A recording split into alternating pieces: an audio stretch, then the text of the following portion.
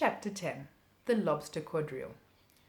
The Mock Turtle sighed deeply and drew back one flapper across his eyes. He looked at Alice and tried to speak, but for a minute or two sobs choked his voice. "Same as if he had a bone in his throat," said the Gryphon, and set to work shaking him and punching him in the back. At last the Mock Turtle recovered his voice, and with tears running down his cheeks he went on again. "You may not have lived much under the sea." "I haven't," said Alice. "And perhaps you were never even introduced to a lobster."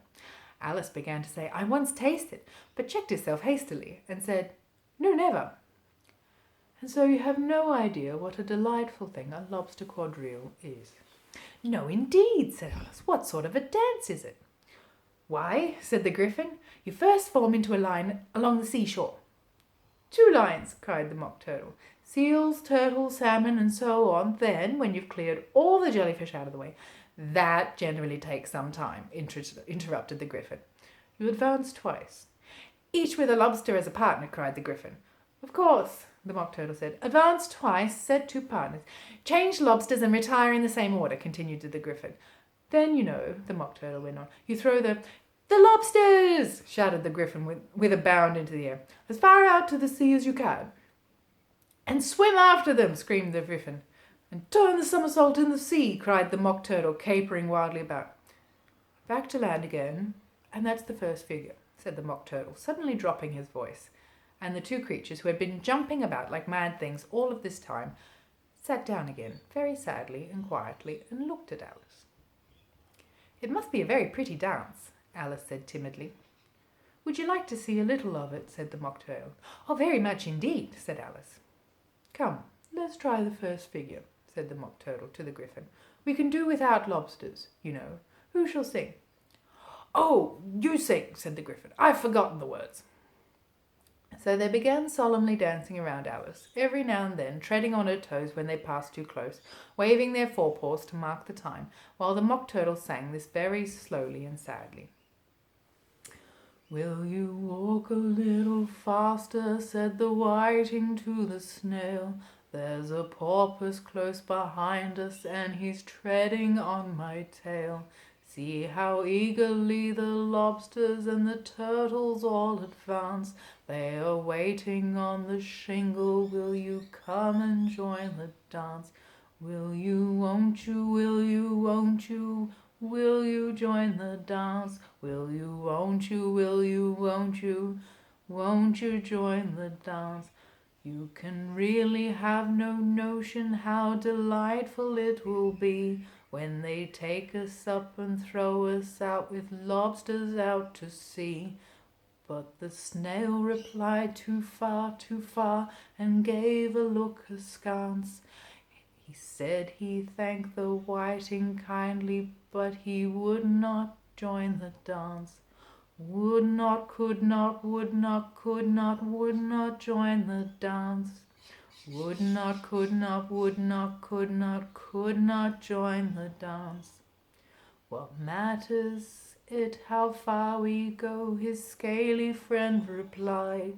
"There's another shore, you know, upon the other side. The further off from England, the nearest is to France. Then turn not pale, beloved snail, but come and join the dance. Will you, won't you, will you, won't you? Will you join the dance? Will you, won't you, will you, won't you? Won't you join the dance?" "Thank you. That's a very interesting dance to watch," said Alice, feeling very glad that it was over at last. "And I do so like that curious song about the whiting." "Oh, as to the whiting," said the Mock Turtle, you've seen them, of course." "Yes," said Alice, "I've often seen them at and she checked herself hastily. "I don't know where Din may be," said the Mock Turtle, "but if you've seen them so often, of course you know what they're like." "I believe so," Alice replied thoughtfully. "They have their tails in their mouths, and they're all over crumbs." "Well, you're wrong about the crumbs," said the Mock Turtle. "Crumbs would all wash off in the sea, but they have their tails in their mouth, and the reason is—" Here the Mock Turtle yawned and shut his eyes. "Tell her about the reason and all that," he said to the Griffin. The reason is, the Griffin, that they would go with the lobsters to the dance, so they got thrown out to sea. So they had to fall a long way. So they got their tails fast in their mouths, so they couldn't get them out again. That is all. Thank you, Alice said. It's very interesting. I've never known so much about whiting before. I can tell you more than that if you like, said the Griffin. Do you know why it's called a whiting? I never thought about it, said Alice. Why? It does the boots and shoes, the Griffin replied very solemnly. Alice was thoroughly puzzled. Does the boots and shoes? She repeated in a wondering tone. Why? What are your shoes done with? Said the Griffin. I mean, what makes them so shiny? Alice looked down at them and considered a little before she gave her answer. They're done with blacking, I believe. Boots and shoes under the sea, Griffin went on in a deep voice, are done with a whiting. Now you know. And what are they made of? Alice asked in a tone of great curiosity. Soles and eels, of course, Griffin replied rather impatiently. Any shrimp could have told you that. If I'd been the whiting, said Alice, whose thoughts were still running on the song, I'd have said to the porpoise, keep back, please. We don't want you with us. They were obliged to have him with them, said the Mock Turtle. No wise fish would go anywhere without a porpoise. Wouldn't it really? Said Alice in a tone of great surprise. Of course not, said the Mock Turtle. Why, if a fish came to me and told me he was going on a journey, I should say, with what purpose? Don't you mean purpose? Said Alice. I mean what I say, said the Mock Turtle replied in an offended tone, and the Griffin added, Come, let's hear some of your adventures. I could tell you my adventures beginning from this morning, Alice said a little timidly. But it's no good going back to yesterday, because I was a different person then. Explain all that, said the Mock Turtle. Oh, no. Adventures first, said the Griffin in an impatient tone. Explanations take such a dreadful time. So Alice began to tell them of her adventures from the time when she first saw the White Rabbit. She was a little nervous about it just at first, but the two creatures got so close to her, one on each side, and opened their eyes and mouths so very wide. But she gained courage as she went on. Her listeners were perfectly quiet until she got to the part about her repeating, You are old Father William, to the caterpillar, and the words all coming out different. Then the Mock Turtle drew a long breath and said, That's very curious. It's all about as curious as it can be, said the Griffin. It all came different, the Mock Turtle repeated thoughtfully. I should like to hear her try and repeat something now. Tell her to begin.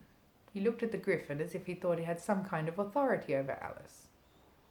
Stand up and repeat, 'Tis the voice of the sluggard, said the Griffin. How the creatures order one about, and make one repeat lessons, thought Alice.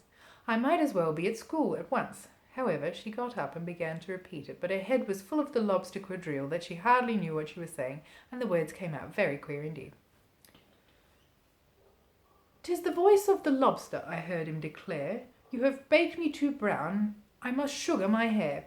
As the duck with its eyelids, so he with his nose trims his belt and his buttons and turns out his toes. Later editions continued as follows. When the sands are all dry, he is gay as a lark, and he will talk in contemptuous tones of the shark. But when the tide rises and the sharks are around, his voice has a timid and tremulous sound.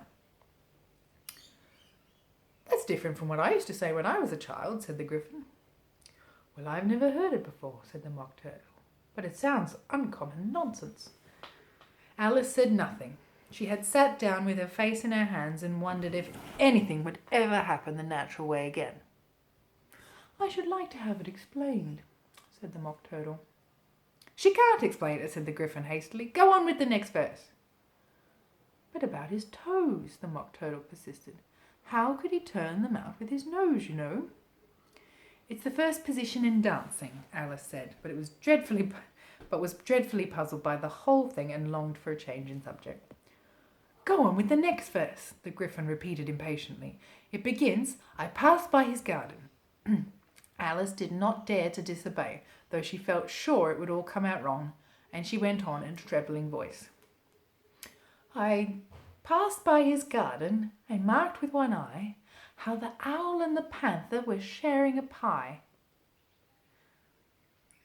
The panther took pie crust and gravy and meat, and while the owl had a dish as its share of the treat, and when the pie was all finished, the owl as a boon was kindly permitted to pocket the spoon, and while the panther received a knife and fork with a growl, and concluded the banquet. What is the use of repeating all that stuff? The Mock Turtle interrupted. If you don't explain it as you go on, it's by far the most confusing thing I have ever heard. Yes, I think you better leave off, said the Gryphon, and Alice was only too glad to do so. Shall we try another figure of the Lobster Quadrille? The Gryphon went on, or would you like the Mock Turtle to sing you a song? Oh, a song, please, if the Mock Turtle would be so kind, Alice replied, so eagerly that the Gryphon said, in a rather offended tone, No accounting for tastes. Sing a turtle soup, would you, old fellow? The Mock Turtle sighed deeply and began, in a voice sometimes choked with sobs, to sing this. Beautiful soup, so rich and green, waiting in a hot tureen, who for such dainties would not stoop. Soup of the evening, beautiful soup. Soup of the evening, beautiful soup. Beautiful soup. Beautiful soup. Soup of the evening. Beautiful, beautiful soup. Beautiful soup, who cares for fish, game, or any other dish?